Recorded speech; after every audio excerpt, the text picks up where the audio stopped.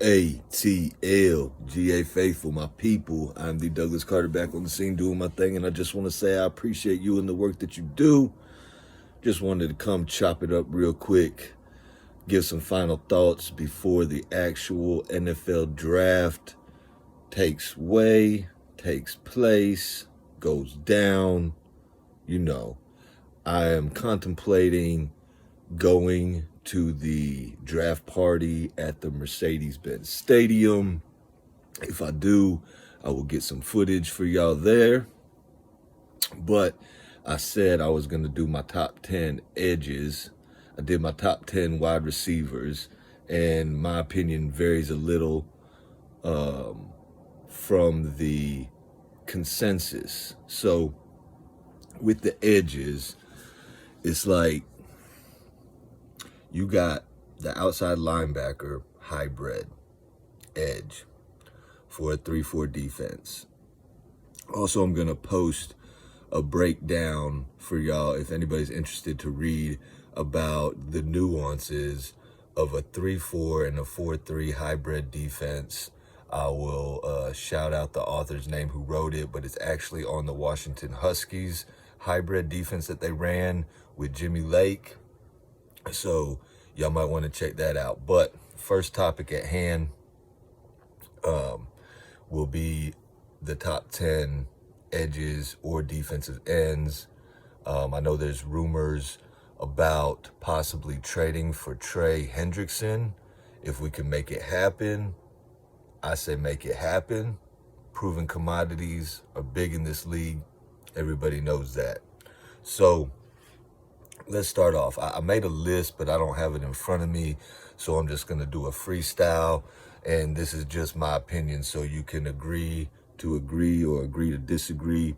Either way, I'll just do my channel to chop it up with y'all and get y'all's opinions and get y'all's thoughts. And, you know, that's why I do it. So we got Dallas Turner, Latu, and Jared Verse, the top three. In my opinion, I like Verse. I just like the way he plays. I like his build, and I think there's more potential for him to have a better career than Dallas Turner or Latu. I know a lot of people's high on Latu. When I watched the film on Latu, I try to take into account he played for UCLA. It's not like he played in the SEC. I know he got, moved from Washington because of his neck injury and his medicals and stuff like that. And as far as we know, I think he's been cleared and all that's good. But a neck injury is concerning, especially if you're going to be an NFL player, okay? So take that with a grain of salt. Take his competition with a grain of salt. I know he has a lot of moves. I know he has good instincts. I know he has the size. I know he has the build. But when I watched his film, I did just see him running around guys most of the time, which in the NFL, that's not going to be the case the majority of the time. So Dallas Turner, he is more of your outside linebacker, straight line rusher. To me, he has some pop. I watched his film, like he can knock some tackles off their feet. In college, Alabama, SEC, closest thing to like NFL talent and size, but the NFL is a different animal, so I don't know how well he will fare. And people say, his drop back coverage, not too sure about that. And Jared Verse, that's a knock on Jared Verse with his drop back coverage. But how are you going to use him? A lot of it depends on the scheme fit. 6'4", 260, 18 sacks, 2 fumbles forced. I like Jared Verse. I would stack him as my number one edge in this draft. And then I like Latu. And then I like Dallas Turner. And then I like Darius Robinson. I like Chris Braswell as well. I like Jonah Ellis, Caden Ellis' brother as well.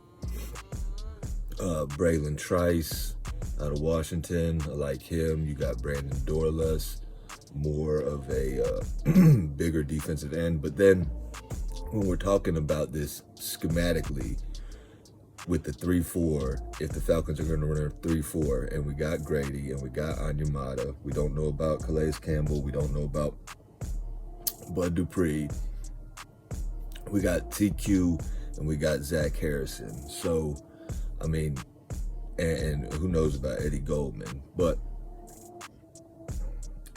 there's some other defensive linemen, interior linemen, that could work as a 3-4 end, not the outside linebacker. You got Chris Jenkins out of Michigan. Well, let me rank these first. Number 1 would be Johnny Newton, Jazir, I think, Newton, from Illinois, which I really like him. He can play 0 tech, he could play 1 tech, he could play shade eye, he can be the defensive end. I watched his film. He can get after it all across the line.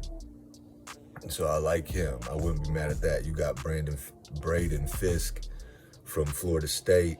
He can line up as a traditional defensive end in a 3-4. Darius Robinson, another one who's bigger and can line up as a defensive end in a 3-4 or a 4-3. You got Chris Jenkins from Michigan. I mentioned him earlier. He can move across the line as well. You got the big house, T'Vondre Sweat. But we know, I don't know if the Falcons would take a risk on him based on his previous altercation with the law. But I do believe in second chances, and if he's there in the 4th round and you want a big nose, hey, you could get him. Let's see. Oh yeah, Byron Murphy II. I like his game. I watched his film. I mean, he could move across the line as well. So, in my opinion, I would like to get another outside linebacker hybrid edge, and I would like to get one of these guys that play on the front line as well. You also got a Justin Bogby from Alabama. You got some edges in the later round, you know, Kamara and Solomon. You got some players that Terry Fontenot might look at as undrafted free agents, like a Sundiata Anderson. I heard Smitty and Berto mention him the other day, and I was actually looking at him before I heard them mention him, and I was thinking he could be a prospect out of Grambling. So there's some different ways to go about this. A lot of different ways, a lot of talent you can find in different places. But as far as the edges go, if I had to rank them off the top of my head and mix them together as far as outside linebacker edge and a bigger body, a defensive lineman, let's see if I can go off the top. Jared Verse, Latu, Dallas Turner,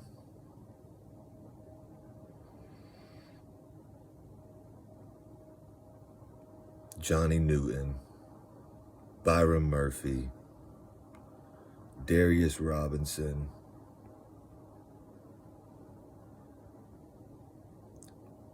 Chris Braswell, Chris Jenkins, Jonah Ellis,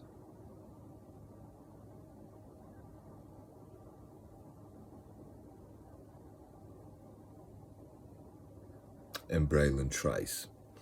That would be my top 10. You got, and I mixed them together. And then you got Brennan Jackson, believe that's his name. Like I said, you got the Kamara, you got the Solomon, as far as some later round talent. Also Marshawn Nealand. So that's my edge and defensive line breakdown. Y'all let me know who's y'all's like top ranked defensive lineman. It could be traditional end, it could be outside linebacker hybrid. I think we need one of each in this draft. Oh, You know what? I left out Brandon Fisk. He's got to fit in that top 10. So let's, I probably have to take one of those out and insert Brandon Fisk. Braden Fisk. I might have to leave out Braylon Trice, even though I don't want to. But, so, it's pretty deep. It's a pretty good class. Just depends on if there's a run on them. You know, it is a premium position. And now we want to look at corner backs because we need a cornerback as well. So, to me, we really need 4 things out of this draft: an edge, a defensive lineman, a wide receiver, and a corner. The order, you know, it depends on who's on the board. Like if Odunze or Marvin Harrison Jr. or Neighbors is staring you in the face, I believe you got to go ahead and make that pick. If they're not, and Joe Allsup there, you can think about Dallas Turner. You can think about trading back. You can just take Jared Verse straight up. You could take Latu straight up. Like Terry Fontenot said, it's about best player available for our team and our team's needs. So you got to weigh everything out. Corners, I do like Kenyon Mitchell. He would be my number 1. Terrion Arnold, Nate Wiggins, Kool-Aid. You got TJ Tampa, I really like. You got DJ James, Kyrie Jackson, Max Melton, Cam Hart.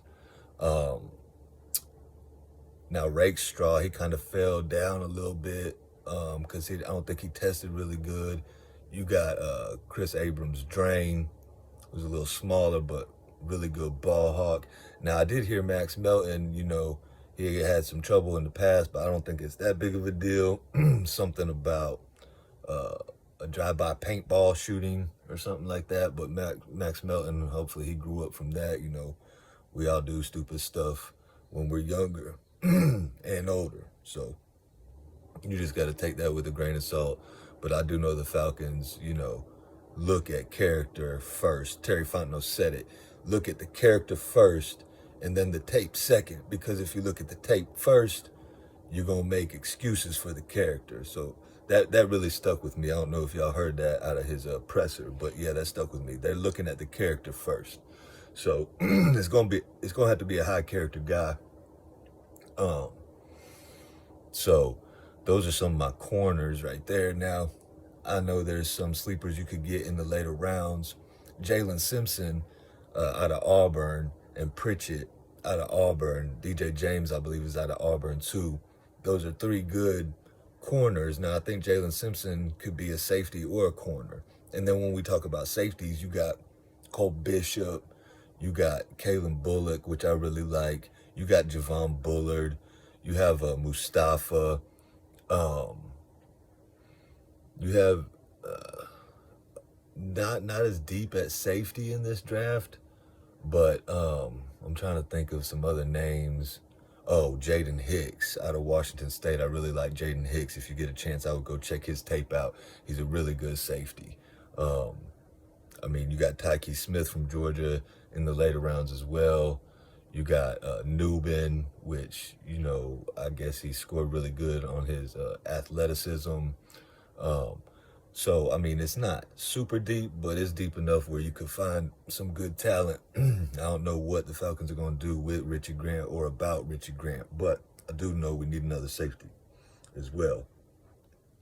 So, I tried to break down the edges, the corners. You know, we need another corner. Now, I will say Clark Phillips, you know, he could step right in and make some noise in year 2. I know he's a little smaller, but I mean, a baller's a baller and a playmaker's a playmaker, you know. So we touched on edges, traditional defensive end, outside linebacker, hybrid.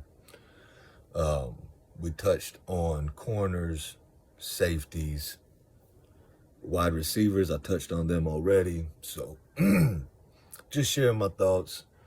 Trying to think, is there anything else I want to touch on in this video? Because, it's about to go down in a few hours, and we're going to see what we're going to do.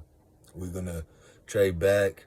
Now, the quarterback situation, let me just touch on the quarterback situation, because it's like if Penix falls to the second round and is there at 43, I'm almost like it's a no-brainer to take him. But it depends on who's on the board, because if TJ Tampa's there, I might just have to take him. If I got an edge rusher, say I got a Jared Verse and a TJ Tampa, I'm cool with that. Now, I wouldn't mind, a Jordan Travis or a Joe Milton later in the draft, but you always have another draft. We know what Cousins is. We hope he's healthy, but the health thing could be a little concerning. So I would take a Jordan Travis late, or a Joe Milton as a project late. You always want to stack the deck. You do want to have a surplus. I forget what Terry Fontenot said, like today's surplus is tomorrow's like shortage or something like that. Maybe I got that wrong, but you got to get the talent. You can't reach. So I expect the Falcons to make the right moves in this draft, and who knows what the penalty will be next year for the tampering allegations. You know what I'm saying? So we got to really, really make sure we get this draft right. If we trade back, I'll be cool with that. Get some more picks, because there's a lot of good talent in this draft we could get. So the more I think about it, like Penix, I don't know. And like, I don't see us picking him, with the number 8 pick. I don't see us taking the quarterback in the first round. Maybe if we trade way back to the back of the first round, but even then you don't know. So I'd rather bet on the sure thing, on a proven talent to add to this team. I want an edge. I know we need these pieces on defense, but I just feel if we have one of those top wide receivers, if you had Drake London and Odunze and Pitts and Bijan and Algier and Mooney and more, then like our offense is going to be high octane, should be unstoppable. And our defense can just do enough. And I think we got some talented pieces like Zach Harrison. He could maybe do a little bit more. Maybe Arnold Ebiketie step up and do a little bit more. You know what I'm saying? Maybe Clark Phillips step up, do a little bit more. So I kind of like where we're at. And I just wanted to chop it up with y'all. So that's how I'm going to end this video. Thank God works. And I hope you have a blessed rest of your day or night. We'll chop it up on the draft. I might do one more mock draft before it's over. Not sure. A lot of stuff going on. But, yeah. One.